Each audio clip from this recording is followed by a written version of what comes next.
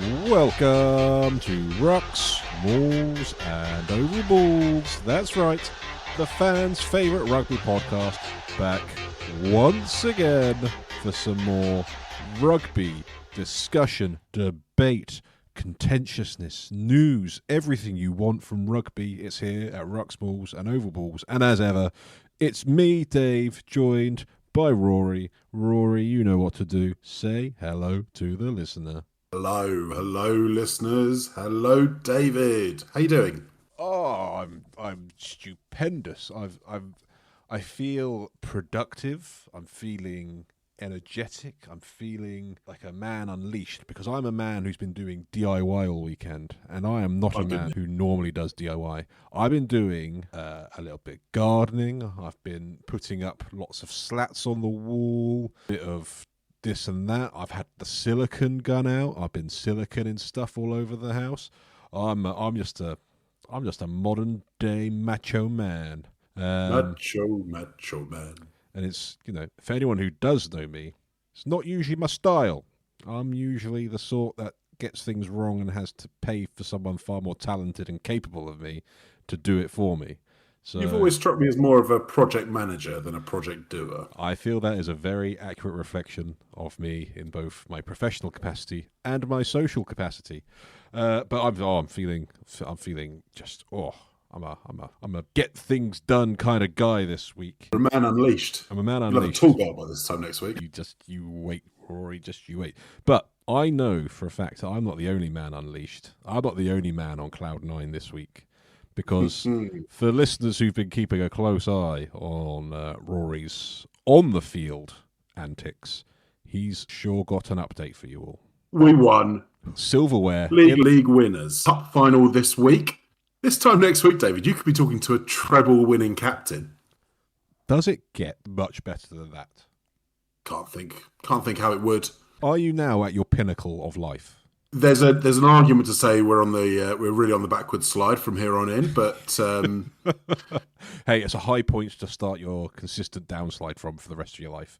It's a high point to be beginning from. Yeah, exactly. Tell us about the game. Any particular highlights? I've seen the photo of your not high tackle on the opponent. It wasn't a high tackle. So it's a strange old day, really. So Essex decided to put all of the various Merit League final games on the same day at the same rugby club. Okay. So 9 games, I think it was, going on. Oh, that's a busy schedule. Bit hectic. So our game didn't actually kick off till 5 in the afternoon, which if you've ever played lower league rugby, merit table rugby, that's a late old kick-off for most of us. That's pre-dinner snacks time. Well, that's not fair. Let's be honest, that's prime boozing. Yeah, well, yeah, on a Saturday for sure. On a Saturday, but we got the coach up there. Bit of a weird setup, just trying to find some space to get changed and get ready. And nice warm day in East London at Barking RFC. Lovely day for it. Yeah, great day for it. A bit of a just find some space where you can, do a bit of a warm up, chuck the ball around, do some set piece stuff. Just make do with what's there. Mm-hmm. And then, game kicks off playing Chelmsford, who you'll remember a couple of weeks ago played, and I came away with a rather gruesome-looking ear. Yeah. So a bit of a reg. And they were slightly different lineup to the one we played 2 weeks ago. Always I don't want to cast any aspersions around when that happens with two's teams, isn't it? Yeah, look, I don't want to cast aspersions as to what was going on there, but there were a few players I didn't recognise from 2 weeks previous. We also had a slightly different lineup, but we are actually loaded up with Colts players. Very nice. Well, they could have done the same. They could have done the same, but I would debate if these people were teenagers. Did they have quite full beards and grey hair? Yeah, or none at all. Classic. But yeah, really good game. So first half, quite sort of nip and tuck. I think we went in 21-10 at half time. Nice. Some really strong performers. We have got some seriously talented kids coming through at Westcliff at the moment. Some of the Colts. I think you look back on this season as a whole, and I've really loved. I've had the opportunity to play with my brother all season, which is great. He's 10 years younger than me, so it's nice to been able to do that. Yeah. Great to have been captain, and to fantastic to win trophies. I think after a few difficult years at the club, to see something the caliber of players that are coming through, it's really, really good to see, because we had we had a really good sort of 3 or 4 golden generations all came through at once and carried the club. We got as high as Nat 2. Yeah. And then post-COVID, sort of the arse fell out of it, really, and we didn't have the the players to plug the gaps of retirements and whatever else. But we're seeing this year some real talent coming through. I mean, I won't dox any players on here, but I would say in the team I played with on Saturday, there's 5 or 6 who are between the ages of sort of 17 and 20, who have got really, really bright futures against them, up ahead of them, and that's just great to see, because they being an old stager and a prop, my game is very different to theirs. Yeah. I don't know if it complements it, but it certainly exists on the same paddock. I think it's fair to say you do the work that they don't. Fair. They also do the work that I don't. And that goes both ways, I'm sure. Yeah, because I certainly wasn't the one running in tries from halfway line like our blindside flanker did. I hate it when forwards do that. Yeah. It's so bad. Well, there's 3 or 4 really talented kids from Campion School, who one you'll probably be aware of. Yeah, the other who's state done very school. well in the national cups. Yeah. So I mean, some really talented boys come through all season, so which is great to see, and to come away with the league trophy and hopefully the cup trophy this weekend as well. Testament to those boys, because they've been brilliant. Fabulous. Well, it's night and day compared to the conversations we were having last year when you were talking about your experience with Westcliff, where there was some weekends, even as soon or as recent as last season, where you were struggling to scrap a 15 together. Yeah. And really struggling. So for there to be such a huge turnaround, is this a sign of the changing tides in rugby in the whole? Maybe it's just good timing for Westcliff. Who knows? But it's good to hear. I mean, it was a weird setup, and I'm not sure I'd recommend they do the same thing next year to have that many games in one season. But what I will say, for 9 merit table games to go, and we're talking, you're going down to sort of village clubs, really, to being in there, and to be, just having a day, loads of fans knocking about, lots of people rocked up at Barking just from the local area to go watch it. And we spoke about Barking a few weeks back when I went and played there with our thirds. I don't know that rugby's ever going to bounce back to where it was 15, 20 years ago when you and I were coming through at rugby clubs, and teams regularly got out 4 or 5 teams a week. That's probably a bit fanciful with just the change in society. People have got other things going on, and it's not sort of how it was back then. But what I will say is, I think rugby clubs are adapting to that world a bit, and actually I've seen far less games cancelled this season, couple but not many. For the 2s. Our 3s have been getting a team out every week, and they're all basically all of our vets, really, effectively. I think there's been at least a bounce back since COVID on numbers. That's my take. I don't know if it's the same across the whole country. Maybe 6 is slightly different than other places in that sense. It is a rugby hotbed in that sense, but feels like there's been a bounce back on numbers, and it is good to see. Yeah, no, I agree. And from some of the clubs that I've seen locally in Bristol, where I am, that certainly seems like there has been a little uptick where people I've been and watched and things like that. It certainly sounds like things are much more healthier at club level than they were last year, for instance. So it's good. It's good. It's really positive news. Positive news for once. And I'd love to sit and dwell on positive news for the entirety of the podcast. And, we may well remain positive because we're a positive pod. But we've got to talk about the professional game, Rory. We can't spend an hour talking about Westcliff as much as I'm sure you could.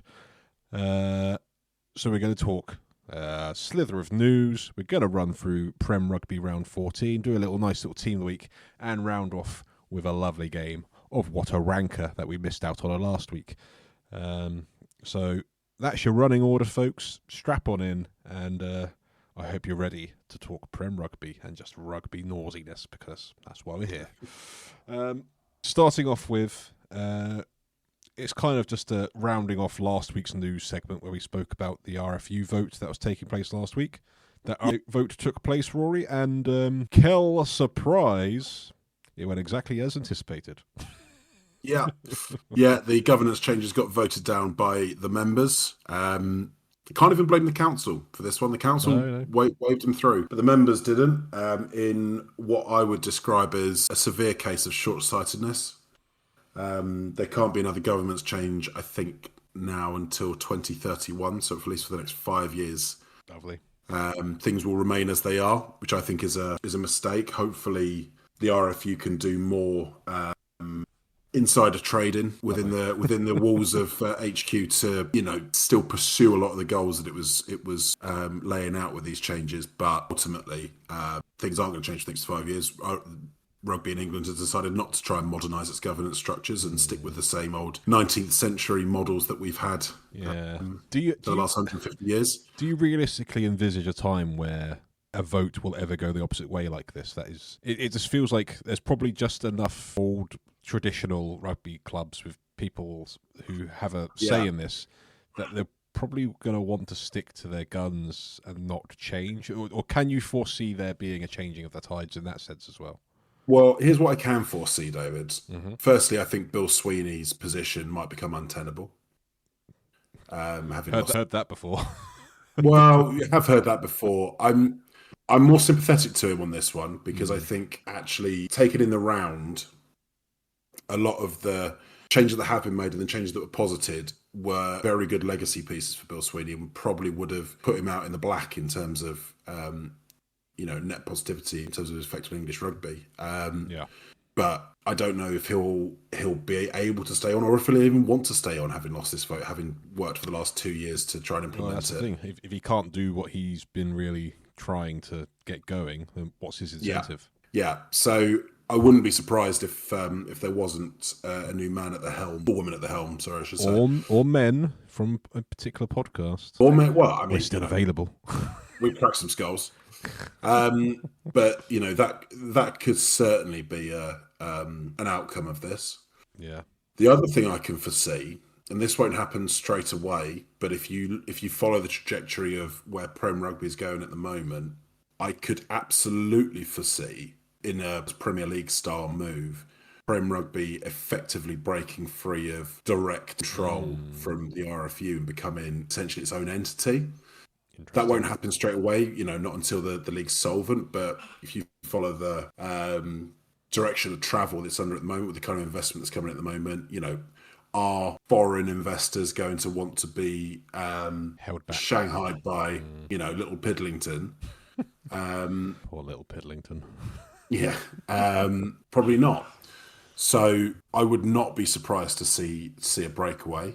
At some point in the future, if changes aren't made, and the knock-on effect of that in terms of the international scene could be really quite stark, because that could be huge. If the RFU loses direct control of players in that sense, it suddenly becomes you suddenly start to think, will England end up looking more like France did in the sort of 2010s when before they got their act together pre-World Cup.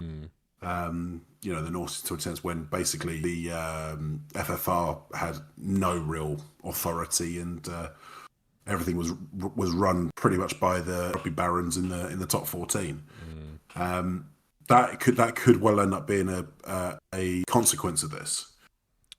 It won't happen straight away because the Prem is still too reliant on the RFU financially. But if that changes, interesting. It's an interesting thought. I also, I suppose on the flip side of that, there was that other bit that came out this week around Saracens announcing quite big losses as well. So it kind of shows that the clubs still probably wouldn't be able to support themselves quite so well without a bit of backing. So I'll be surprised if it happened anytime soon, but I do get why that could be in the future if things don't change. I just think I say it won't happen within 5 years, may not even happen within 10 years. But, the point of these changes to modernise the structures is to future-proof the game. Yeah. And if you don't future-proof the game, then eventually the law of unintended consequences, it could end up being probably a net negative for certainly the international game at least. And I think, look at football. Rugby's never going to be football, and I'm not suggesting that's ever likely. But there was a time when the international game in football was the pinnacle. Yeah. It certainly isn't now. World Cup aside, probably. There the clubs very much rule the roost in football because of that. You know, look at the IPL in cricket. Yeah. You know, if you sort of lose that control of governance to a kind of a wealthy entity within the game, you know, I think it was one of the reasons why R360 I think was potentially so dangerous for the for the national bodies, not because of any other, you know, but because it was so independent. Yeah. If And Prem's money supposedly involved as well. If you've got deep-pocketed people with a vested interest to do something different, and their pockets are deep enough, they can find ways to make things happen differently. Exactly. So, Live Golf, for example. Live Golf, you know, obviously not looking positive for Live Golf now, but that was a potentially for several years that caused real problems in golf. And you know, it's probably going to keep causing problems as it hemorrhages tour sport, and you know they try and, you know, wrangle control back. So, you know, I think it's a massive shame that these proposals didn't go through. You know, I'm not going to pretend to be an absolute expert in sports governance and tell you whether each individual proposal within it was the right thing or not. But what I will say is there's no way in hell as governance structure that was conceived of 150 years ago is still fit for purpose now. No, not a chance. Yeah, right there with you, Rory. It is a shame. Watch this space, folks, about what the fallout may be from all this and what impact it could have, and whether it could lead to a separation of the high end of the game from the lower of the game, but through means outside of governance and through how deep your pockets are, which would be a shame. Guarantee Mike Tyndall R360 will be back on the agenda. All over this. Yeah, all over this. Yeah. Watch this space, folks. Well, that's all the news, unfortunately. It's not the most optimistic news piece. We don't have an optimistic news section, but we do have some optimism for you because despite the last couple of weeks where we've been a bit downbeat on the quality of the Prem, I think it's fair to say, where we've had some blowouts and some not great selection of games. Yeah. This week we have a selection of at least 4, arguably 5 of the games. Yeah, it was a feast. Really, really interesting, exciting. It was a great weekend of Prem rugby. They have answered our call, Rory, for good rugby to talk through and chat through. And I just before we dig into the games, I wanted to give something we don't often do, Rory, here on this podcast, because, you know, we're quite prop-centric at times. You know, from season 1, our illustrious DPRFR, the Democratic People's Republic of Front Rows, we champion we champion the pack over the rest. But I thought this week it's time to give our flowers. It's the weekend of the winger, because there is some insane performances this week from wingers. There's 6 wingers across the game, considering only 10 play, and 6 of them carried over 100 metres in the game. There was 13 tries scored by wingers across the weekend. So, you know, average that out, 5 games. That's over 2 in each game from wingers. Yeah. Just some really stupendous stuff, and there's some really insane stats. I think Ben Loader beat like 13 defenders. I think Faye Roboso we'll talk about beat 12. But my God. Yeah, Toby Freeman got a hat-trick. Slightholm picked up 2. O'Flaherty continues to be the one shining light in what is a disappointing season for Sale. It's just genuinely a weekend for the winger, and we don't often do it on this podcast, but to our fleet-footed friends, kudos to you. Thank you for bringing the action. Thank you for finally making a positive contribution to the sport. About damn time, people. The props have been holding it up for way too long. But yes, now I've got that out of my system, Rory. I've done the uncomfortable bit, talking about the quick folk. Lovely bit of outreach. Yeah, exactly. Yeah, a good bit of relationship building with the thinner folk of the rugby world. Digging in to first game, Friday night's game, Newcastle Red Bulls against Bristol Bears. The much talked about long journey to Kingston Park on a Friday evening to go play there in what is quickly turning into a much more lively atmosphere, a bit more hostile perhaps. And what happened was probably the least, maybe not the most competitive game of the weekend, but it was still a good game, let's say. Yeah, I mean, look, there's no two ways about it. Bristol won this one pretty comfortably in the end. And that's what I was trying to say democratically. Diplomatically. I agree with you because I'm democratic. But what I would say is you can see a lot more in Red Bulls, particularly at home. You can see the influence of the coach and Stephen Jones there. They actually look pretty cohesive in attack. The structure of their attack's really nice. They're quite conventional, I would say, as an attacking team, which is probably as much to do with the current personnel as anything. But I think having a good bedrock of a conventional structured attack is not the worst position to be in when you've got whatever it is 20 odd players coming in the summer. That's very true. And I thought at times they were. I thought they were really insane. If you take the Christian Wade try in the second half, I know it was all for naught, but it was a really, really nice bit of attack. Finished off well by Wade after a lovely identification of space by Brett Connon to sort of give a crossfield, even though he's sort of in the middle of the pitch. Spots the space behind where Ibatoy would have been. He was actually caught himself in midfield. But quite a nice a kick that sort of reminded me of the try that Tommy Freeman scored against France. Finn Smith makes that sort of looping crossfield over the top of BLBRA from sort of behind the posts. In front of the post, I should say. It's just it's a looping sort of chip that falls very kindly into Christian Wade's hands and finished off very well. But it was one of several very nice attacks that Red Bulls put together. Ultimately, they were undone by some pretty soft defence at times. Yeah. I'm thinking of Tom Jordan's try. There's a big run-up by Ellis Genge, who was having a bit of a field day in attack. And then Jordan just sort of skins Brocklebank through a hole. He did it a few times, actually, making a break through sort of soft defence in the middle. Tom Jordan's played enough in the back three. He's got actual toe. So he's rapid. Once he's through, he's through. But yeah, look, I think Newcastle are where they are this season. They may pick up another win. I think they welcomed Quins on the last game of the. It's a chance for sure. Before the end of the season, I wouldn't be surprised if they didn't pick up another win. But I do wonder with something with Red Bulls, and it happened a few times in this game. Is Christian Wade's personal mission to break the try record costing them a couple of tries every now and then? Because there was a couple of occasions there was one in this particular moment. Yeah, there's one particular moment where he makes a really nice break and he ignores Alex Hurl, I think it is, to try and step and go, and he gets caught and they end up losing the ball, I think. Possibly, it's hard to say because it's another aspect to it might be Christian Wade is making opportunities for himself. So. Yeah, and he's probably the best back they've got. And he's the most likely to score tries, so you got to back him to back himself, haven't you? Probably. Yeah, I get it. It's just I think just in this game, it seemed. I think there was a couple occasions where if he just shifted on one or two, they probably would have broken a gain line. They probably really good. I think you're probably right. And there's so much focus on him now breaking that record. There's no wonder it's like what he's doing because he's like the expectation is that he does it.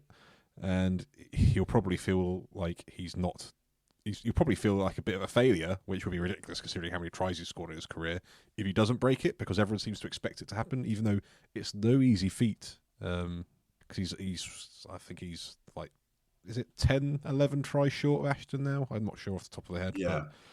But, that's not easy, and he's 35 years old. Like, realistically, but he's had a bit of time out of the game. He might have more legs in him than you realise. He's definitely still got toe. Put it that way. Yeah, he does. And next season he's going to be surrounded by some serious talent who may well be able to put him in a bit more consistently. We'll see how it goes. Does he make the strongest starting lineup with some of the players they've signed? Is the other debate as well. Remains to be seen, but he's sticking around in Rebels, so he must think that he's got a good chance of getting in that team. And if he's playing consistently and the Rebels pick up their form next season, I'm not going to put it past him to break that record. No, he's the sort of winger that on his day can go pick up 3-4 tries quite easily. He did it for Gloucester several times. He scores tries that you just can't predict at times. Not many others do. What did you make of Bristol though? I thought they were good. I mean, their injury curse is just carries on. Unbelievable. I mean, Joe Batley pulls out before the game. Poor old Rich Lane just come back from a hamstring injury, pulls his hamstring, scoring the first try. They lose. I think Ogre, went off injured. Yeah, Rondona went off injured. They are going to be really struggling to field a team at the end of the season. But I suppose we have said that before, and they still did pretty well. Yes, some of their best rugby came in their injury crisis at the start of the season. So who knows? So maybe they're fine. But I think they're going to be praying for some of those injuries being a lot less severe than maybe they looked. But I think they've just carried on with what has been a series of quite good performances in the last few weeks. Obviously very good against Gloucester last week. I think in this one they were, they didn't really have to get out of third gear probably. I think where they were exceptionally good was they absolutely ruined Red Bulls at the breakdown. Both slowing up and stealing Red Bull's ball and just being so accurate in their own breakdown. Red Bulls couldn't get near them. It was one of the problems Gloucester had. I think it's maybe one of the things that is not necessarily as talked about with Bears, just how accurate they are there. And it's a big key to this. Except the reason they can play so fast and so accurately is they get such quick ball at the breakdown. That's it. They're so accurate with it. Well, I think because they obviously drill that so repetitively in attack, that's going to have benefits in the defence as well. And that way they're able to get to the ruck so quickly in defence that they are going to disrupt and they're going to get steals. And it's definitely an impressive part of the game that really isn't spoken about anywhere near as much as their attacking game. I also thought this game really was an excellent bit of advertising for their centre partnership. I thought Van Rensburg and Maroney were superb. They were excellent. Again, they weren't tested like they will be against some of the other sides they got in the run in, but they were particularly good. And Maroney's been around the block a few times. It's just a classy player. JVR he's just mustard. The campaign where it seems that the TNT commentators will mention every single week that he qualifies for England in the autumn seems to be building up ahead of steam. Remains to be seen whether that is actually even something he wants, because I'm yet to see anything on record him stating that's what he wants to do. But he's kept very stum on the matter, which is probably the right move from his point of view. But on ability alone, it's a no-brainer. Yeah. On ability, it's a no-brainer. From a standpoint of, is it the right thing? It's a bit more grey. It's a bit more of a grey area than that. But on one, if we're going to be so finicky about not selecting English players because they play across the English Channel, but then we're quite relaxed about selecting players because they've lived here long enough, it just doesn't feel, doesn't quite go hand in hand for me in my head. You suggest English rugby is hypocritical, David? Yes. Yeah, I think you'd be right. Yeah. None more so than us. Exactly. Yeah, we're a hypocritical pod, but we're proud of it. No, like I said, I think he's an amazing player. I think he's a great player, and if he was to put on an England shirt and put on good performances, I would quickly change my tune and be that hypocrite myself. If Bernard Janssen van Rensburg leads us to another World Cup, I will make his passport for him. There we go. Lucky Bernhard Janssen van Rensburg to get an offer like that. But yeah, I agree. I thought Bristol maybe go as high as third gear in this game. They probably didn't need to go much further than that. They didn't really need to stretch themselves, but I think for them, it's just continuing on this run, keeping pressure on Exeter, keeping pressure on Tigers. Well, yeah, that's key. If they keep winning games, they make the top four. That's the long and short of it. So they're just going to focus on. Yeah. From a Newcastle perspective as well, obviously they've announced this week their coaching ticket. Yeah. Dan McFarland was, I think, one we mentioned quite a while ago as being in the running, being confirmed. Guy who's got an impressive CV, to say the least. Yeah, but Ulster, hasn't he, recently? Yeah, a bit of Ulster. He's out in the J League in Japan. I can't remember the team he's managing, but I think they're in the running for kind of winning that competition. Highly thought of, so it's a good pickup by the Red Bulls. Do you think there is anything that coaching ticket would be worried about or really happy about at this moment in time from Red Bulls? I think they've got so much player turnover at the moment. You're basically starting with a blank canvas in the summer, aren't you? Yeah. I saw some posts somewhere They're predicted kind of 23 start of next season, and that's based off that. It sounds like there's going to be more player announcements anyway, because they alluded to before the game. I think they've got 25 incoming, and I think they haven't announced 25 signings yet. So there's probably more on the way. Yeah. They've also got, by the sounds of things, a lot of very good youngsters coming through. I saw that they've got the highest contingent of players in the England under-17s at the moment of any club, which is a great sign for them, because I know that's obviously a big part of their long-term planning. So as much as anything, building those pathways and making sure there's room for the young players to come through is going to be a part of this project for them. Yeah, their academy has been a real focus for them. I don't know if you would have seen some of their social stuff recently, but they've been really championing a lot of their youth work they're doing. They do lots of kind of different assessment days in different parts, and it's really quite impressive stuff, and that's going to bear fruit. So yeah, that's the Red Bull model, and we're going to start seeing the benefits of that in the not too distant future, I imagine. But yeah, so that game ended. Remind me of the score, Rory. I haven't got the scores up in front of me right now. Red Bulls 19, Bristol 52. A happy day at the office for Bristol Bears, and just another learning session for the Red Bulls, getting used to being Red Bulls in the Prem. Moving on, Rory, to Saturday, first game of the day. Let's go with a tasty, old-fashioned, bitter rivalry between Saracens and Leicester Tigers. And not a high-scoring affair, but it threw up a real tight, feisty contest that kind of was a bit of a throwback, maybe.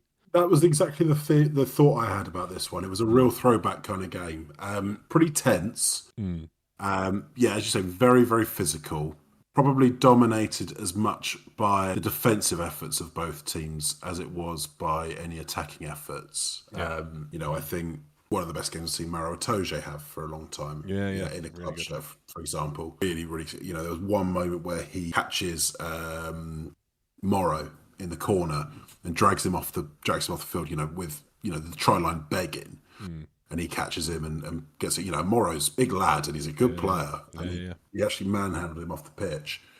It was an interesting game. This one starts off like an absolute freight train. Hartley, whose first name obviously I can't remember, Ollie Hartley, scores a lovely try sort of 3 minutes in. Charlie Bracken bounces nicely from off the side of the ruck, commits the first defender, and Hartley just spots the gap between bodyguard and guard, glides through, and then steps Stewart and Searle. Really, for a tall lad, great bit of footwork. It's a lovely finish. Yeah, it's a really, really nice finish.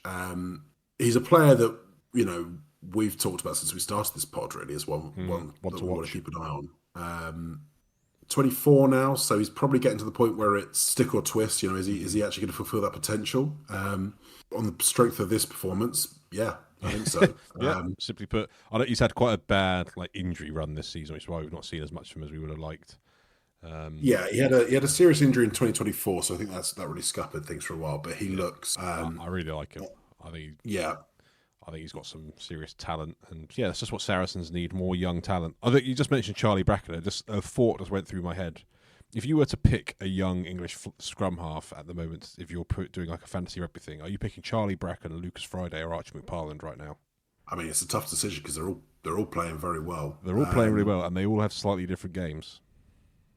I would, on the strength of just their performances, I would probably just shade it to Charlie Bracken on the basis that I think he's the out and out running threat. I think he's the threat with the ball at the base. But Archie McParland's probably got the most all round game. He's definitely physically the biggest. And no, Lucas Friday he's a fair bit younger than both of them. He's only just 18, isn't he? I think he's 19, but I'll double check. He's got bags of potential, and he's you got to bear in mind he's playing in a Quins side that is struggling, shall we say? Not pulling up. It's pick your poison with those three, really. They're all really, really exciting young talents. You can probably pick them just on the strength of whatever game you want to play, really. If you're going to play, if you were Bristol, you'd probably pick Charlie Bracken. Yeah. luckily, if you were Saints, you'd probably pick Archie McParland, Yeah. which is lucky given that's where he is. But I think he's got a style of game very similar to Alex Mitchell in that sense. I wouldn't be surprised if Lucas Friday ended up being the best of the three in the end. But I've been impressed with Lucas Friday for a while. I feel like he's got something about him that could take him on a couple of steps beyond. But we'll see. I think it's there's really a high positive. ceiling to all of them. But my gut feel is Lucas Friday could end up being the best of the three. But yeah. I mean, hey, they could all end up world class. It's great that they're all young, talented, and playing regular rugby at the ages they are. Great. It's really great. Bodes well for England rugby going forward, knowing that we've got this depth at that position, which I remember a time where it wasn't necessarily a position of strength. But yeah, got distracted there. Just that thought that sprang across my mind as you spoke about Charlie Bracken. But yeah, I completely agree on Ollie Hartley. I completely agree on Maro Itoje. I think a number of the Saracens players really stood up. And I think one of the things I wanted to point out was this was a Saracens performance that was done without Tom Willis doing all the work, because unfortunately for him, he came off after 10 minutes. Nathan Michelot came on. Great game. Ben Earl, one of his best games in the Saracens shirt this season. Yep. They just really fronted up to what is a confrontational Leicester Tigers team. I think the main... look at the Tigers pack. You've got Nicky Smith, Jamie Blumeyer, Joe Hayes, Cam Henderson, Ollie Chesham, Hanro Liebenberg, Joaquin Morrow, Ollie Cracknell. That is physical, confrontational. That's in your face. Hard-nosed Tigers pack. Yeah. And they absolutely matched up to them. Scrum time aside, I think scrum time, to be fair, Tigers really had the measure of them. Yeah. But that's not necessarily surprising. Weirdly, the scrum isn't actually really ever an area of strength for Saracens for the last few years. No, they've not really been able to impose themselves in that space, considering they got Reece Carre, Riccioni, who really struggled, I thought, at scrum time this week. It's a bit surprising. Whether it's just the mobile back row, I'm not sure. Whether that has a role in it at all.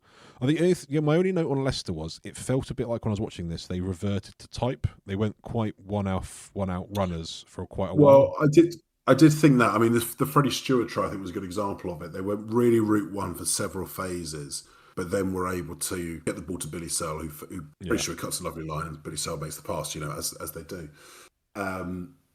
But yes, I think they were. I think they were probably shocked that they weren't getting more of a physical edge over Saracens.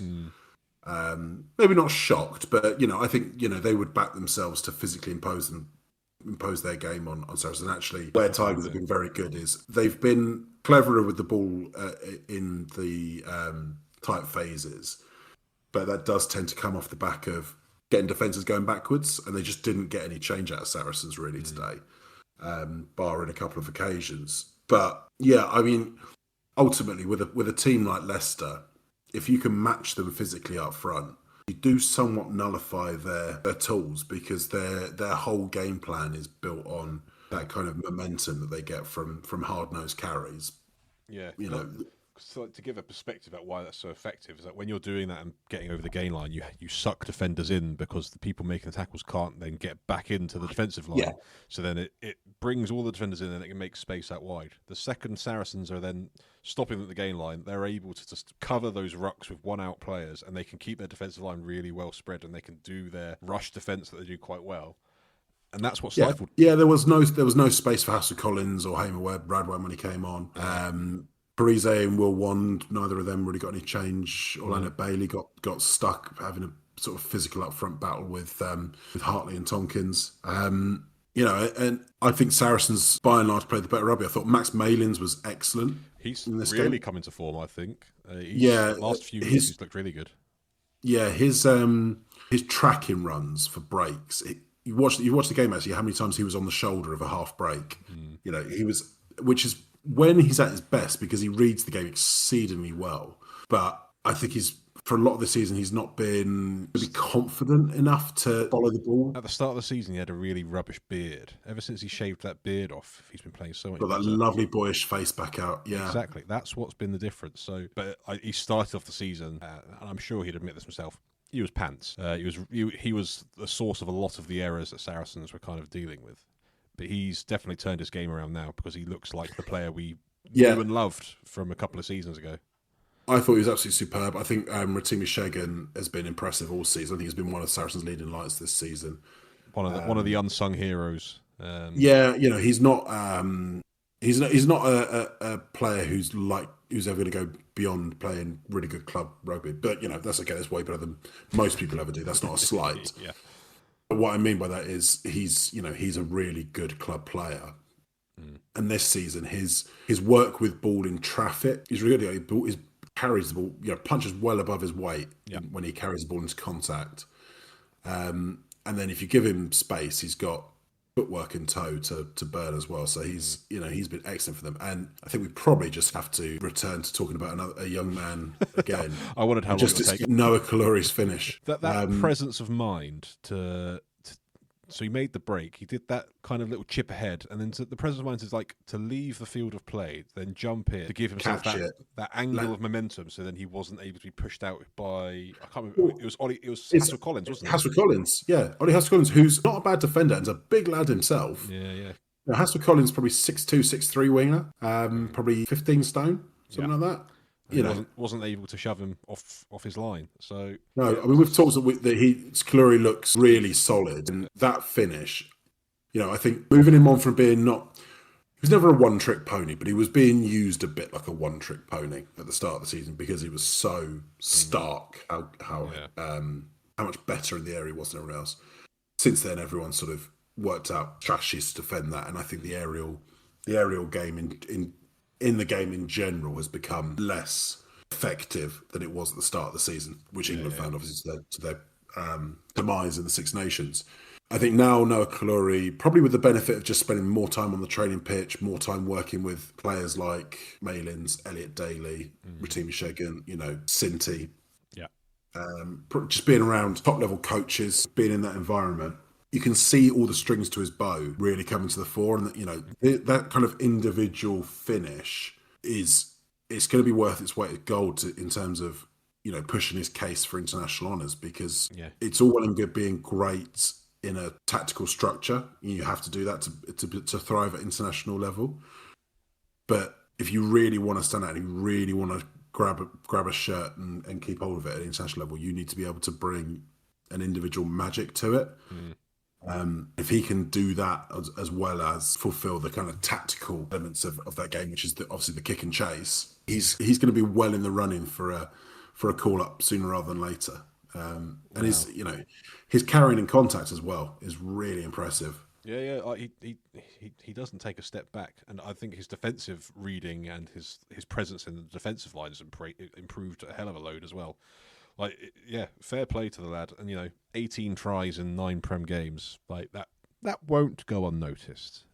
No, absolutely not. I mean, he could have had another one. He got chalked off for a knock on during the move.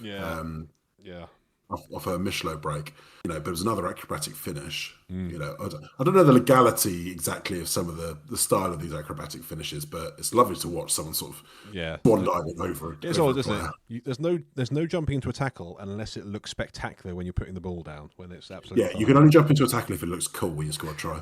Hey, I'm on board with that.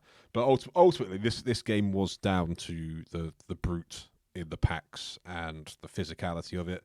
And it was ultimately won on the day by Saracens. We said last week in the predictions that if Saracens had any realistic want or hope to progress to the top 4, they had to win this game. And they did. There were some big moments in that. Tigers knocked on twice in the red zone in the second half. Yeah. Under pressure. Saracens defended a 5-metre line-out maul, which was well set. It wasn't like it was a poorly set maul. Saracens just fronted up and defended it. They had a couple of bins, but it ends. Theo McFarland strips the ball for the win. I think he strips it off Will Hurd, maybe, or Charlie Clare. I think it was one of the front. Yeah, it was, yeah. But it was just a sign of real desire from Saracens, real desperation in defence. You could tell how much it meant to them to win this game. It's almost like it was a final for them, wasn't it? Yeah. And when Sarries get in that kind of mood, they are pretty indomitable, aren't they? Yeah. Like Sarries in Flying Fettle are a tough nut to crack, and it'll be interesting to see how they develop, because with all the young players they've got, if those young players buy into that kind of ethos and that that dogged style with some of the lethal weapons they got. I know Saracens aren't the force they have been right now, but they could certainly turn into something really quite exciting for the league going forwards. So yeah, fair play to Saracens coming. I think it was 19-15 that game ended. It was, So close one. Leicester probably kicking themselves with kind of the top two playing each other that we'll touch on in a bit. It was a chance for them to close the gap. But Saracens, again, another game we'll touch on later, really giving themselves a shot at top four now because that race is getting mighty interesting. Yeah. On the flip side of mighty interesting, the next game I've dubbed the Who Cares Derby between Harlequins and Sale Sharks. Well, I'll tell you who didn't care, Quins fans, because they didn't bloody go. I sympathise with Quins fans because they've not had a very nice season. They've not had a very nice couple of seasons. No. And it's really hard for them to feel motivated to turn up. Saw that. I'm guessing you've seen the message that Joe Marler sent out where he went to the stoop for the first time and he's like, he wasn't impressed from his experience of going back to the club that he's very vocal and the fact that he adores it. It must be hard turning up as a Quins fan at the moment. I think it's pretty bleak as a Quins fan at the moment. And so this game, Quins 33, Sales 52. So obviously another defeat for Quins. Yeah. And you could be forgiven for thinking on the strength of that scoreline, this must have been an absolute humdinger. You'd be surprised how poor this game was to watch. It happens. It was, I don't know what it was. I mean, for this many tries, there's 1, 2, 3, 4, 5, 6, 7, 8, 9, 10, 11, 12, 13 tries in this game. And I was thoroughly bored watching it. It's difficult to put my finger on exactly why. Could it be the fact that because it did mean nothing? Is that an angle that could play a part in it? No, because I've watched plenty of meaningless rugby, and as a Gloucester fan, there is something on the line. Many of our games are meaningless in many ways. That wasn't the angle I was taking. I was talking about the race for seventh. Yeah, well, there are things to play for at the bottom end of the table. It's quite as tangible as a top four or to win the league or anything like that. But there are obviously things on the cards.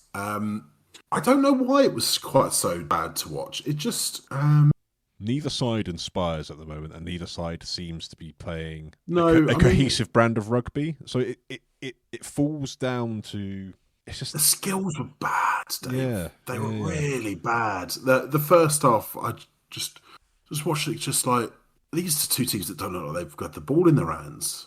Like, it was just poor to watch. Yeah, I can't really give you much more positivity on that. I mean, I would say Petty had an excellent game for Quins. He was really, really good. For Sale, I thought Dugdale was very good. Seb Kelly, who we spoke about with Mark a little while ago, got his debut. Didn't look out of place at all. No. Ollie Davis had a nice stint off the bench as well. I think he's another one who I think's got a really bright future. I think is it Archie Longstaff or Alfie Longstaff? Alfie Longstaff, yeah. Alfie Longstaff. They had a really young front row, didn't they? Because they had McEachran. Yeah, McEachran, Longstaff, and a Pucker for sure. Yeah. And then replaced by Onasenya, Kane, and Harper. I will say actually, the 6 Sale front rowers were all very, very good. Onasenya had a really barnstorming run in the second half that was lovely to watch. He's got real power, and he looks like he could be quite a handful. Harper gets a double, always nice for a tight head. Longstaff bagged himself a try as well. I thought, I think he was really busy, and I thought, there was some positives for them on that. But the game itself was just really stuttering, and a lot of the tries, they were just breaks off turnovers or just moments. Which normally would be quite entertaining, but in the end it was just a bit like, Jesus, can someone keep hold of the ball for 3 phases? You're right that there's not loads right in this game beyond sort of pride and getting to the Champions Cup, obviously, which is obviously important for both teams, but. Yeah, it felt like two sides that are really lacking in confidence and kind of lacking in quality, really. Yeah, I feel like we've, over the last few weeks, analysed and stuck the boot in a fair bit on both these sides. So I propose that we just chalk this one off as one not necessarily for the ages. Sale will be happy with a bonus point win. Harlequins will, be happy with a bonus point, in general. And these are two sides that just will be really looking forward for this season to end, so they can. We've given it more interest than the crowd at the game gave it. Put it that way. There we go. We've done our bit. We've done our bit for the sport. Next game, Rory. Northampton Saints versus Bath. Top two teams at the table. Tell me your thoughts. Pitted against each other. It was always an interesting one because I saw the Bath lineup and I thought, So they did the heavy rotation as I anticipated. But my mind swung back to when we did the exact same thing in round 10 or 9, where we sent a rotated squad to the wreck and we took the victory there. So I was like, hang on, are they trying to, get their own back on it, return the favour?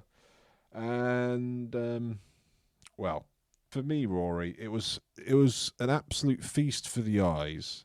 It was beautiful to watch Bath in full flow with a fly half who plays exciting rugby because, we haven't seen much of that this season.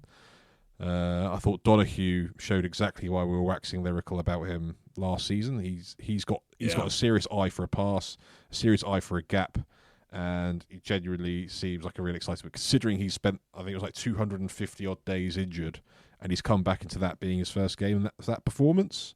I'm not saying drop Finn Russell for him, but I'd want him to have more rugby if that's his level, considering day one back. A number of the Bath players really impressed me. I think Hennessy on the wing, really dangerous, really, really good. Miles Reid, we've spoken enough about Miles Reid. He was phenomenal. There's a reason he got man of the match despite Bath losing this game. Spoiler alert, Bath still lost, even though I've started off praising Bath.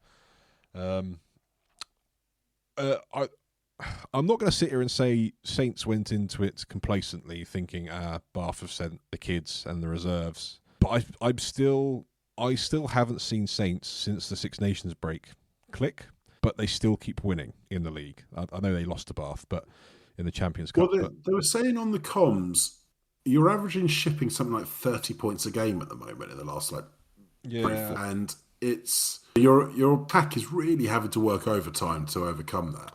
Yeah, thankfully the attack is very effective in its overtime, and I'm hopefully it's getting paid very lucrative. A few opportunities in this game though. You spent 2 or 3 big opportunities in the red zone in the first half. Yeah, we left definitely 2-3 tries out there quite comfortably, if not more. I also thought a couple of players really did not have good games. I think it wasn't George Hendy's finest game. He was a weakness we spoke about in the past. Is like under the high ball. It was a bit exposed yet again. And Carr Smith, the 9 who came on for Van der Linde, who went off after his fantastic try, really seemed to target that. And it's something that's been, I think, developing as a frailty in the Saints games. I do not feel comfortable when the ball's in the air. It just doesn't feel like it's a sure thing that Saints regather the ball. Unless it's Tommy Freeman, I just did with Slight Tom and Hendy. I did not feel comfortable with them being on the receiving end, and that kind of proved true a couple of times. And like Will Muir and Hennessy were able to get well above them. It's an interesting one with Saints because I would point to Slightholm's try about 20 minutes in, where the handling is unreal. The quick hands from Smith. Oh, the catch Freeman, pass. Hendy, the catch pass right across the flat of the line is unreal and unmatched by any other team in the league. The Freeman try about half an hour where you go basically coast to coast, you get a turnover pretty much on the try line. Slightholm breaks. Bayliss does really well to catch him. And you play right and Freeman runs it in. You still got that kind of play so in the locker, and Saints is absolutely capable of they can score from anywhere. Kind of absolutely ability to score from anywhere. Yeah, exactly. But I don't know if maybe the messaging from Lee Radford's wearing a bit thin, or he's what it is. It doesn't double thing now, isn't he? Because he's Scotland bound. So whether that's part of it. It feels like defence isn't number one on the agenda at the moment. which I would point to Arthur Green's try. It's a nice scrum and a wraparound play, but it's really soft defence from Litchfield and Slightholme, who are two players who should do better. Big lads, and they really weak defence from them.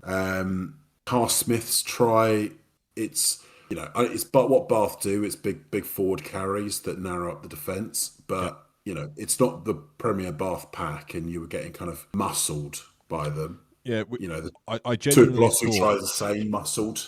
I genuinely thought, based off of kind of the Champions Cup quarterfinal, where Saints really fronted up and met Bath's kind of starting pack really well, I really thought it was going to be an area we were going to dominate. We didn't in the scrum time or at the breakdown. Line out was really fragile and too many overthrows. I think the set piece is looking a bit fragile in general, if I'm honest. So, and I don't know, you're missing obviously Big Trev, and Curtis Landon's obviously a big. Yeah, Alex Cole's missing as well. It's a big part as well, I think. Well, Alex Cole's is missing, but Lockett and Prowse and Van der Mesch shouldn't diminish you in the power department. Van der Mesch is focused on his kicking at the moment, Rory. All right. I do want to talk about that. I don't, because it's how he got injured. I know, but that's what I want to talk about. But to come back to Saints more generally, it can't point to lots of poor performances in it. I think, you're right with Henley's performance wasn't great. I thought Lockett and Prowse were both pretty good. Yeah. Carry really well. I think the back row in general were good. Pollock, again, with some magic moments. And then sometimes I feel like he's drifting out of games a bit. Do you get the sense? He's capable of the magic moment, and he does the magic moment. And then sometimes I feel like he's not doing so much of the nitty-gritty stuff that keeps you in a game, but he's waiting for the next opportunity to make a magic moment. Do you know what I mean? Yeah. It's like sometimes he does. It feels like he's lingering for something that may not be on the. So whether that's him waiting on the wing for a turnover, or he's waiting on the fringes of a ruck, and then the next ruck he'll wait on the fringes, and the next ruck, just to spot. But is that just effective back row play, just timing your intervention? Possibly it is, and maybe when you've got Graham and Kemeny, you can afford to do that because they can cover kind of the rest of the work rate. But sometimes I just think, you're a great tackler and you're a great ball carrier. Rather than waiting for the magic moment when you can carry the ball in massive space and make a big break, and rather than being, hanging around for the turnover at the ruck, actually could you be doing more in between those magic moments to affect the game?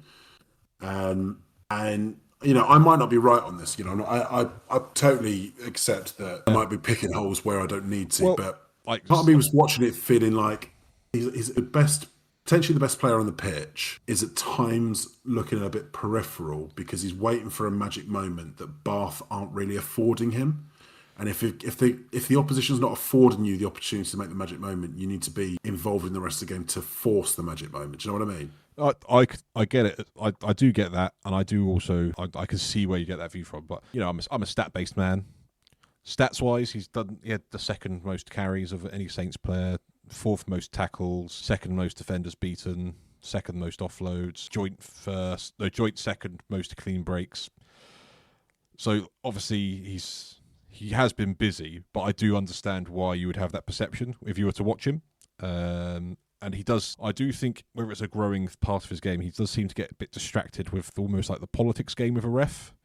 And the touch judges. He does spend probably a bit too much time, for my liking, communicating more with them than he does his teammates. I think there was one moment where Ed Prowse grabbed him and said, "Get stuck in, Henry," because he was too busy chatting to the ref.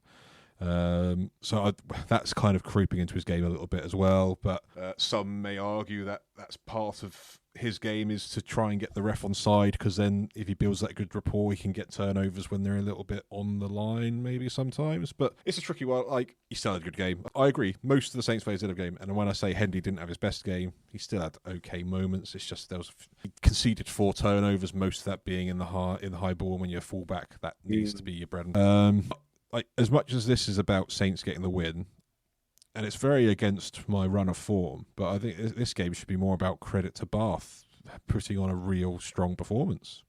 I thought they were lovely to watch. I really enjoyed watching them. And Hennessy, were excellent with the ball in hand. It is the most I've enjoyed watching Bath this season, and I'm not saying that purely to try and cement my argumentative point around Finn Russell, but genuinely, it was the most enterprising and the most attack-minded performance I've seen from them in the Prem this season. Because, I don't know, maybe it's the player selection, maybe they just knew that they didn't really have anything to lose, because I think arguably they've got a moral victory from this because their second team ran the Saints A team close at Franklin's Gardens. You could argue that's a moral victory for Bath. And I don't know, it's just, they were really entertaining to watch, and credit to them. And they're another side who, I hate to have to admit it, but some of the youngsters they got coming through, I'm really excited to watch play. Arthur Green and Richards are two players that we've spoken about a lot of them, and they've got plenty more. Yeah, Verdon, the tight head, I hadn't seen much of. I think he's been injured for quite a while, from what they were saying on comms. Yeah. He looks like he was solid. Good young lad. He was solid. Yeah, really solid. Lovely shape on him for a tight head, just sort of textbook tight head shape. I would hasten he is 27, so he's not one of the. Oh, is he? Yeah. Oh, maybe he's peripheral. He's been a peripheral squad guy. He's been quite unlucky, not really getting opportunities. Right.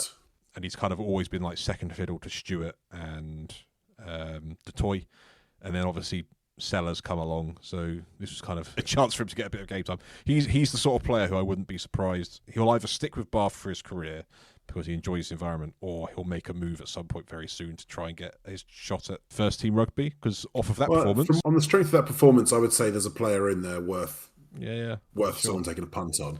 Sure. I was excited to see... and Hennessy, obviously, you noticed, but... Sam Winters, who they had on the bench, was a 19-year-old. There's quite a little buzz around him last year. I was hoping he got more than 2 minutes. We weren't able to get... Unfortunately, we weren't given much of a show, but he's potentially a name to listen out for in the future. Back three player, winger. Yeah, back three player. I think he can also operate in the centres, but he'll probably be a winger, back three, certainly at the start of his career. Apoko Gyamfi, I feel bad because it was a penalty. It was a penalty. Like, you can't deny that. But he's unfortunate because I don't think he's aimed for the highest shot, and I don't think he's aimed for a swinging arm. I think he's aimed for a physical shot, and he's just got it. He's got his angle slightly wrong, and he's unfortunately connected with the head. When I didn't get the impression watching it that was close to his intention. Obviously, he wouldn't want to give away a penalty. It wasn't like I don't think it was even particularly poor technique. I think it was just a bit unfortunate. It's the sort of tackle where I wouldn't be surprised if you were to freeze frame every single tackle in every single game. There's probably 10 of those in every game. And if it's not the final tackle in the final moment that's deciding whether a game is won or lost or drawn, probably wouldn't be reviewed by a TMO. So, not helped by the braying of Saints fans. But what I would say, I think he looks like a player who is rapidly shedding his puppy fat and looking like a potential real athlete. Obviously in the Italian setup already. I thought compared to when I first saw him for the under-20s, when he was probably 18 or 19, when he looked like, to be honest, he looked like me when I was playing like under-6s rugby, just the overweight, biggest kid on the pitch kind of thing. Yeah. He now looks like me playing for the Lions, like a true athlete and leader. A true leader, yeah, absolutely. Yeah. I think he looks like a player who is filling out into what could be a really effective athlete. Yeah, I anticipate him being in the full Italy squad, possibly as soon as next year's Six Nations. Well, we've seen multiple instances where those big tight headlocks are really effective, especially when they're getting intercepts and leathering the ball down the field to the detriment of their own hamstrings. David. Yeah, it was one of those moments where it was pure joy and bliss from. You can see he's just got the ball. Then it's that age-old thing where you get a forward in the loose, and they don't know what to do. You have to, David. He had to do it. It's just the fact he's injured himself from that, where it's so frustrating that a player if his leg had fallen off, it would have been worth it. Yeah, true. But like the way he plays, like he runs into 3 tacklers every time he carries it, and the one thing that takes him down is him trying to kick the ball when there's no one around him. So it's frustrating. Hopefully that doesn't. I don't know the extent of the injury. I'm hoping it's not this season done, but it would be really almost ironic if that did end this season. But it was a lovely break, a lovely bit of soft hands, And just when you see him run and he holds that rugby ball, he just makes it look so small. As you understand, as a man of as a man with a certain sized hand, yes, yeah, to my own detriment. Yes, absolutely. But yeah, great game of rugby. It was 44-41 to Saints in the end, I think. No, not quite. That was what you predicted. It was 41-38. Oh, I wasn't far off, was I? You weren't far off, to be fair. No, 44-41 was the Champions Cup quarter-final score. That's why I went for that, because it was the opposite way round. Yeah. Okay. I've avoided it long enough, Rory, but now is your chance to finally talk positively about a Gloucester performance, because if you don't, I don't know what's wrong with you, because we won. Where did this come from? I do not know or care. I loved this game so much. Gloucester was so good. We were phenomenal. It's to say it was our best performance of the season is not doing it justice. It's better than all of our other performances combined cumulatively. By a long way. By some bloody distance. And it started off so badly. Vincent scoring, Ben Loader misses the box kick, falls to Fizzleau, offloads to Paul Brambamp, who draws and passes, put Vincent in the first minute. And I'm sat there with the old man. Here we go again. Oh, for God's sake, this is going to be such a long 2 hours. But it wasn't, because we go back up the other end of the pitch. It was Seb Atkinson and Ben Loader get breaks. All find space, really aggressive clear-outs in the breakdown. And Max Llewellyn finishes through 3 tacklers. Great, we're back in the game. You're suddenly thinking, well, that came out of nowhere. Yeah, that looked like last season a little bit. Yeah, that looked good, but it won't carry on like that. Exeter to go back on the Anfield and score now. And then we just sort of kept the ball and kept attacking so well. And we were brilliant. We should have scored more tries. Yeah. The ball retention was phenomenal. The ball retention you had. Yeah, compared to last week against Bristol, where we couldn't string 3 passes together. In this game, we just looked like a team that had actually played with the ball in its hands for once. Who'd have thunk it? We had really good. Obviously, the return of Thomas Williams was massive. Huge game. He was just phenomenal. Just the pass he threw off his left for Will Joseph for a widge. Yeah. That just the thread in the needle pass, sort of in between sort of 3 defenders, perfectly into his running path. It was, world class. If anything was world class, that kind of pass is so difficult to actually do. He scores on the 22nd minute, so really good attack again. Big Arthur Clark carrying really well in the tight spaces, getting go forward, and he snipes. There's some good sort of deceptive running off the ball, and he snipes in the gap and finishes in the corner. And then 2 minutes later, Ben Loader, who had by some distance his best game for Gloucester. Some game. He oh my God. Electric. We knew we were signing a player, and obviously injuries have really robbed us of seeing what he can do for most of this season. He was just brilliant. I don't know how many defenders he beat, but it doesn't do justice for the way that he beat them, because a lot of them were beaten by just being bounced off him. Yeah, 12 defenders beaten, like hitting double digits in defenders beaten stat in one game is rare. Fair play. And he 3 clean breaks, 160 metres. That's huge. That's huge for a winger. He was incredible. For Max Llewellyn's second try, breaks down the left, gets through 2 weak tackles and offloads really, really well. Manny Fewebosa, he was probably Chiefs' shining light in this one after last week where we thought he was pretty poor. To be fair, on the stat book, he actually outshone Loader. He did 178 metres and he beat 13 defenders. But he was really, really good for Chiefs. And he was a constant threat, particularly when poor old Keelan got stuck on and defended him on the wing and went down to several more injuries, as we're wont to do. So he scores a really good try. Actually, Chiefs were really stuttering with the ball in hand, and actually in the lead up to this try, they were pretty stuttering with the ball in hand.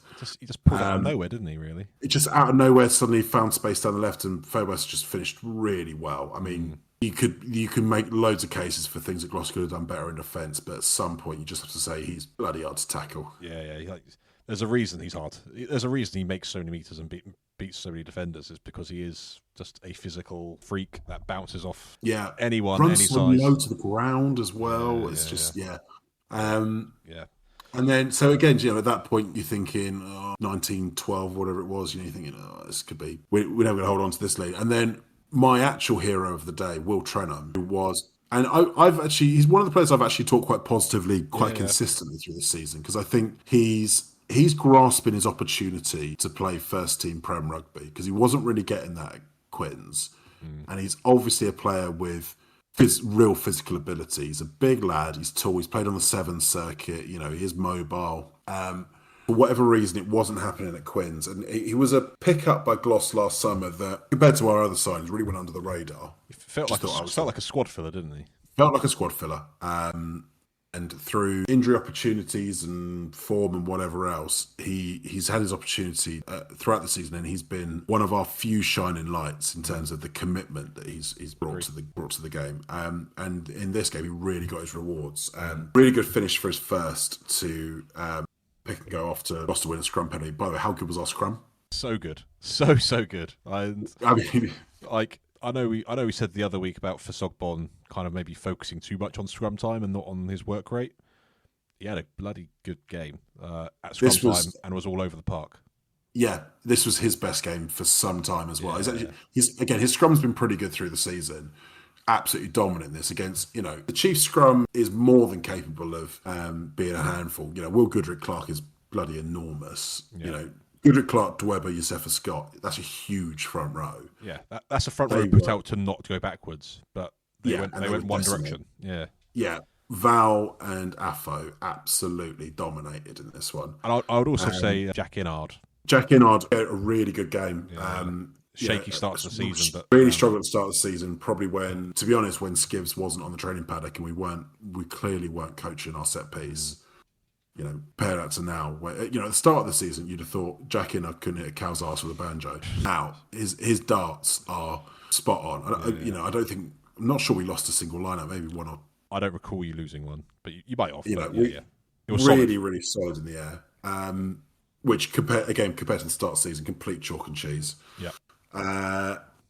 We probably leave 2 or 3 tries out there at half time. So it's 26-12 at half time. We certainly should have scored just before half time. We butchered one right at the end on the try line. But I wasn't going to quibble about it. 26-12. No, you're ahead. Yeah. And then Chiefs come back into it pretty quickly. Fizzle scores off to 44 minutes or something like that. Stephen Varney bounces, obviously Gloucester alumni.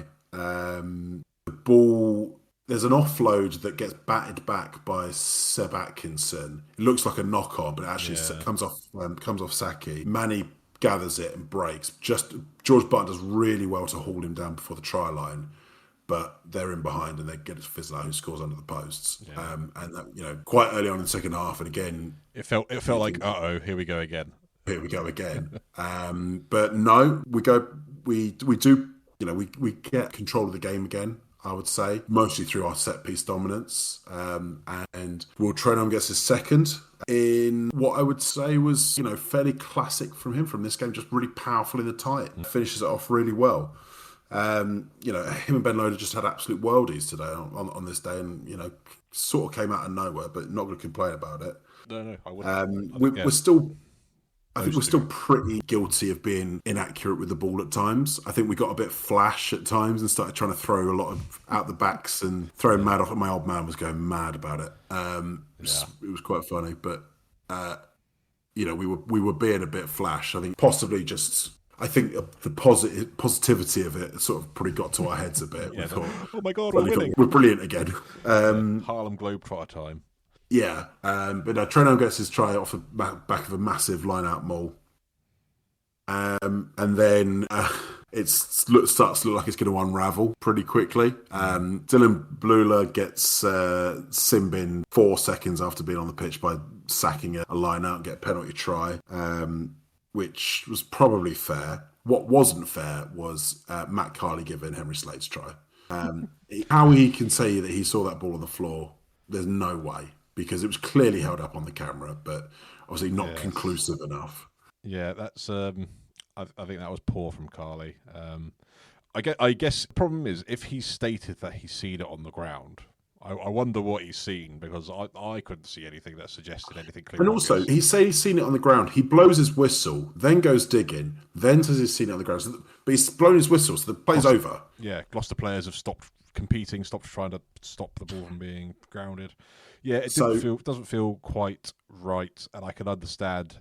Had the result gone the other way, we'd probably be talking a lot more about that particular point in the game. Yeah, that would have been a real... Because they shouldn't have been down there anyway, because they got given a scrum penalty they shouldn't have been given. Because they definitely stepped out the way and it went against us. Yeah. But yeah, at that point, it's really shaky, 34-31. Charlie Atkinson has a really good moment where he gets a turnover off another Manifo Oboso break that probably just about saved the game for us. But the real moment of saving the game for us was Ethan Roots losing his head and punching Jack Innard in the face, which really helped us out at that point to see the game off. That certainly does help close a game out. I don't know what he's thinking. He's thick. He's clearly thick. He's clearly thick. That's the only explanation. Unless, my only theory is that, obviously Jack Innard was ex-the chief. Maybe he owes him money. I don't know. Maybe that's why he left. Maybe possible, but he cost his team because they had the ball and their penalty advantage. Yeah. Last play of the game, and so they would have a really good opportunity to have won it or drawn it. And no, he punches Jack Innard in the face and loses it for them. Yeah, absolutely fit. Maybe he's got an early summer holiday booked, because that'll be his season done. Surely, I don't see. Thought so. Yeah, that's bizarre for a player who was having one of his better seasons for a couple of years now. Yeah, what a lovely way to really put a dampener on that for yourself. So yeah, bizarre. I mean, I'm off a lot of the social medias at the moment, but I gathered from my brother that some of the comments from extra Chiefs fans were less than positive. I can imagine, and I wouldn't blame them. So, and I imagine his teammates, probably behind closed doors, will be seething and probably asking. They'll be doubly annoyed because he's got a black belt in judo, so they can't even do anything about it. That is the problem. Because he's not really one you're going to pick a fight with. Yeah, it's just stupid, plain just thick, as you say. But it does mean, Rory, not only did Gloucester get the win, but it has blown the doors open for that top four race now, because that battle between Exeter, Bristol and Sarries in 4th, 5th and 6th has become mighty interesting. Yeah, well, for any listeners who've not seen the table, so in 3rd place you got Tigers on 52 points. In 4th place you got Chiefs on 49. In 5th place you got Bristol on 48. And in 6th place you got Saracens on 42. And coming up in, not this weekend, so this weekend is Champions Cup, but the weekend after, Tigers are playing Saints at Welford Road. Mattioli Woods, Welford Road. Thank you. Bristol playing Saracens at Ashton Gate. And Chiefs are hosting Bath in Sandy Park. 3 really, really interesting matchups. Which also means Gloucester are at home to Sale and Newcastle are at home to Quins. So the next weekend of Prem games, which is the weekend after this, is 5 bloody interesting matches. About bloody time, Rory. We have some bloody time indeed. Bloody interesting games. So it just whets the appetite. We just need to get through this boring weekend of European rugby that no one cares about. Oh, just 2 semi-finals to bloody watch. God, rubbish. But yeah, no, look, from my point of view as a Gloucester fan, best weekend of the season so far for me to watch. Will Trenholm, well-deserved man of the match. Topped the tackle charts with 18 and the carry charts at 22, I saw. Yeah. Monumental. I mean, outrageous levels. And I don't know if it's Chris Boyd's influence or just the fact that all our coaches are back on the paddock. Who knows? Don't know what it is, don't care. But if we're going in that direction, I'm going to be happy. Well, you know how sometimes players play for their position. Sometimes coaches coach for their position. And Chris Boyd's looking at everything. So maybe it is a bit of that. But yeah, great. And it was a great game to round off the weekend of what was a really, really good weekend of Prem Rugby. Thank you, Prem Rugby, for delivering after what has been a relatively dour couple of rounds recently. Now, Rory, I know you've got a team of the week you want to put to me, so I'm going to invite you to present your team of the week to me, and I'll let you know how wrong or right you are. Yeah. I've resisted the urge to put 15 Gloucester players in it. Very brave of you. Well done. There are a few, though. I've gone for in the loose head position, Valrapava Ruskin. Okay. And in the tight head position, Afa Fazogban. You know, when you start off by saying I've not named 15 Gloucester players, you don't then... But the first 2 are Gloucester players, yeah. Two. But I don't think they can be argued with. I'm struggling to think of another... I'm not going to suggest James Harper at Sale for scoring 2 tries because he plays for Sale and that game was boring. No, I can't think of another prop. The Tigers' props were pretty good at but I'd say the work well. rate of Big Val and Afo just around the park, not just at the set piece, probably sets them apart this week. So yeah, I'll give you that. A hooker, I've gone for Longstaff, Sale. Even though it was boring. I did think he was particularly good for Sale, and to be honest, there wasn't another hooker performance that really. I mean, Dan Frost, arguably, but relatively anonymous by his standards, but yeah, it was outshone by others, I'd say. Yeah, so for me, Longstaff was the pick of the hookers. Yeah, okay, I'll allow it. In the second row, I've gone for Lockett and Itoje. Thank you. Lockett was the one that I was hoping to hear. Itoje, yeah. I think it was definitely one of Atoshi's best games in the Saracens shirt. Lockett had some... He's quickly becoming a very reliable, very dependable member of that Saints team. You can reminding me why he did kind of get called into the England squad not that long ago. He's England A squad. Yeah, you can see why they like him. Yeah. So, yeah, I completely agree. I can't think... maybe in the Bristol game, I think James Dunn had quite a good game. But no, I'm happy. I'm not going to contest. Yeah, he did have a good game, James Dunn, but it wasn't in the same levels, toughest of arenas. If that's fair. Enough. That's fair. At blindside, I've gone for Petty. I think he was brilliant for Quins. It was probably his best game since he got in a Quins shirt. Okay. I'm tempted by Kemeny, but I just thought in the end, I thought Petty was probably the most influential. Okay. I'd go Bayliss personally, purely for his chase back on Slightholm. Yeah, it's not a bad shout. Yeah, you could definitely make the case for Bayliss. Oh, I'll swap Bayliss in. Fine, Bayliss in for Petty. Yeah, because if we base it off of the gauntlet of the environment that the teams are playing at, the Stoop ain't one of them. No, that's true. That's a fair shout. Yeah, we'll go Bayliss. Yeah, that's fair. Yeah, okay. And Miles Reid. Yeah, easy. Brilliant. Just brilliant. He's just been consistently brilliant all season. Yeah. And you're right. Will Trenham. This week, yeah. Cannot disagree. No. Not to continue that theme, but at 9 I've got Thomas. Yeah, that's probably fair. I think Harry Randall, again, I accept the opposition factor. I thought Harry Randall had a really good game for Bristol. But yeah, can't really. To be fair, Tom Carr-Smith for Bath. Tom Carr-Smith was good, yeah. Had to be. He was brilliant. Yeah.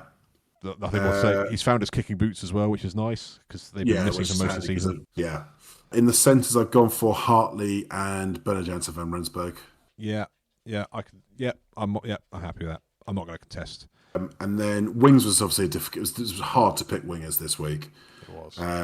I've gone for Ben Loader on the basis of it would have been between him and Manny Fowabosa for the left wing. Ben Loader came out on the winning side. Mm-hmm. So okay, I've gone on that basis. On the right wing, it was between Freeman and Kaluri, and I've gone for Freeman because he's got a hat trick.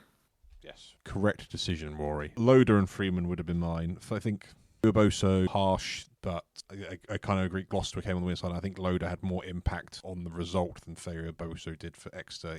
He had like individual moments, whereas Loader was so important to the Gloucester's performance overall. I suppose there could be shout-outs for Christian Wade. He did some quite impressive stuff, but I'll refer back to my earlier points about he's also scuppered a fair few. Yeah. O'Flaherty has, again, another solid game for Sale. But yeah, I'm just dancing around. I don't think Slightholm, he had some good numbers, but he's no Freeman. And I'm not going to test. Loader Freeman, easy. And your fullback, Rory. Max Malins. Yeah. Yep. Definitely. Yeah, that feels right to me as well. Max Malins. Freddie Stewart, arguably, could be in the equation as well. I thought he had a relatively could be in the equation, but again, Malins came out on the winning side in that one, so I'd give it to Malins. Fair. Okay, Rory. I'm happy with that team of the week. I'm not going to contest it. That's the team of the week from Rucks, Malls over Bulls. Now, I'm going to try and do a speed run of a game of Wataranka because we missed out last week because of time. Let's do it. We're tight on time this week, but I don't want the listener to be left without another round of Wataranka. And I'm going to make it nice and straightforward for you, Rory. This one is going to be based on stats. It's going to be based on this season's Prem Rugby, and I want you I'll give you 40 seconds to name. Actually, I'll give you 5 seconds to calibrate before the time starts. Name players in order of points being scored from lowest to highest. And I don't want you to name multiple players with 0. I'll give you one player who's got 0 points. But beyond that, I want points scored from lowest to highest. Okay. And your time starts now. Afa for Sogbon, James Dunn, Treadwell, Don Brandt, Dingwall, Slight Home, Jesus Christ, Barbary, Kaluri, Marcus Smith, Finn Russell. Okay. Finn Smith? Time's done. Through the magical power of editing, these are the results. So, for Sogbon has... I'm live scoring, actually. I'm live scoring here, folks. For Sogbon has 2 tries. He has 10 points. Does he really? Oh, dear. Yeah. So that's not a strong start yet again. James Dunn, let's see if he... this will be a new high score if he gets to 2 points. I don't think he's got more than 2. I might have 2. He's on 0 tries this season. So, again... So for the first hurdle again. At the first hurdle again, just for completedness' sake. So Treadwell... It's 1 try. So he's also less than for Sogbon. So right. Bode well. But Don Brandt, 4 tries, 20 points. That's the right direction. So that's good. Fraser Dingwall, has he scored more than 4 tries? Short answer is no. He's yet to score a try in the Prem this season. So he's on 0 points. I think it's fair to say I haven't done very well in this one, David. That's a very, very easy and obvious statement. Slight Tom's on 20 points. He scored 4 tries, so you're back where you were. Not really sort of doing a stepped ranking more as I'm doing sort of just a heartbeat. Yeah, it carries on. So Barbie's on 3, so that's 15, so that's back down. Yeah. This has not been your finest performance. Kaluri, he scored 18 tries, so he's on 90 points. That's quite a jump from 15. Yeah. And then you got Finn's. You went Marcus Smith. Sorry, must have more than 90 points. Unfortunately, he's got 83. So Kaluri's scored more points than Harlequin's fly half. Is he really? Yeah. Wow, Quins have not scored a lot of tries this year. Then no, and Marcus Smith's kicking percentage is pretty good. So that tells you a lot. Wow. And then you went. I don't think I've got a single. Finn Russell is 91 points, so that is in the right direction. Yeah, but I don't think I've gone more than. I think I've gone like uptick 1, back down. Uptick 1, back down. It's an exceptionally poor performance from you, Rory, in a game of what a Yeah. I've done this extremely bad, and it's really going to. The listeners are going to lose faith. I don't want you to lose faith in Wataranka. I think you can lose faith in me, though. That ship has sailed, Rory. But the game is really struggling to gather momentum when the participant is unable to score higher than 1. There must be a listener who's better at this than me. Oh, for sure. If you are that listener, please do let us know. But on that note, Rory, it feels like an adequate and appropriate moment to bring the podcast to a close. And we all know that means it's time for Rory's final thought. So please present to us Rory's final thought. Lions, treble, 3 trophies, big roar, getting all 3. Lions, Lions, Lions. And on that note, people, we've been Rucks, Mauls and Oval Balls. Hope you've enjoyed listening. Remember to like, subscribe, follow, comment, send us a message, send us a text. Come on, Rory, on the weekend, get that trophy, and we'll be back again next week with some more rugby nonsense. Ta-ra. Ta-ra.